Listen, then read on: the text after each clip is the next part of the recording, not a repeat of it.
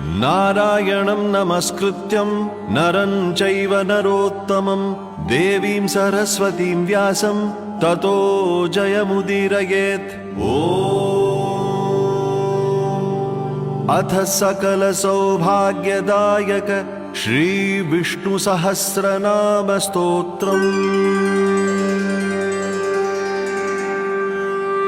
शुक्लांबरधरं विष्णुं शशिवर्णं चतुर्भुजं प्रसन्नवदनं ध्यायेत् सर्वविघ्नोपशान्तये।